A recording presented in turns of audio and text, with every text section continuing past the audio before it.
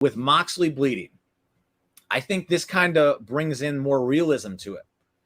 Because to me, I don't know if Moxley was Wrestler of the Year to you last year. To me, hands down was. I mean, close. If he wasn't number one, he was number two. You know what I mean? Okay. So. Yeah, because the work I don't think he put in any more. There was nobody that put in more work than Moxley, and the fact he did it coming out of rehab, and he did it it was awesome to see. He did it on multiple promotions in which he was really trying to.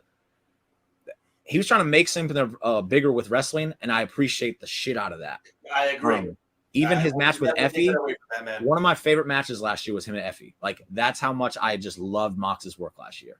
He's a workhorse. He's there every single week going to war with people.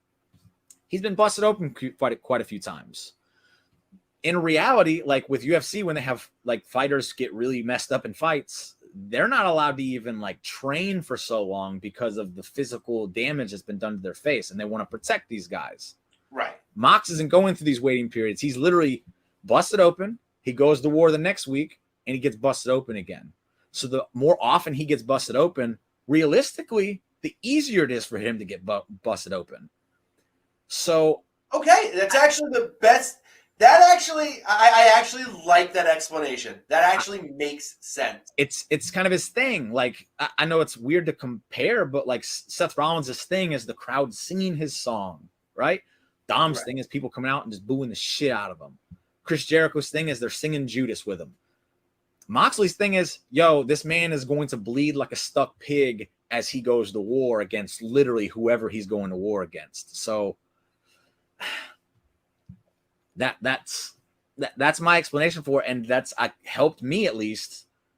And maybe I'm crazy for coming up with these little things like this, but it's helped me at least, and it makes sense. It's not like I'm just. It does make sense. He's bleeding really because it's a tradition. I'm not saying something stupid. It makes sense in the real world as to why he does it. So always being busted open. And there's a few matches where he's not, and I think it's awesome when it doesn't, because it's like, if you pay attention to the match in which he doesn't get busted open, it wasn't really a war. It was more of a wrestling match. Right. So I think I really wish I had a huge outlet to really like beat this into people's head, because it makes so much sense now that I'm speaking it out loud. It does, actually.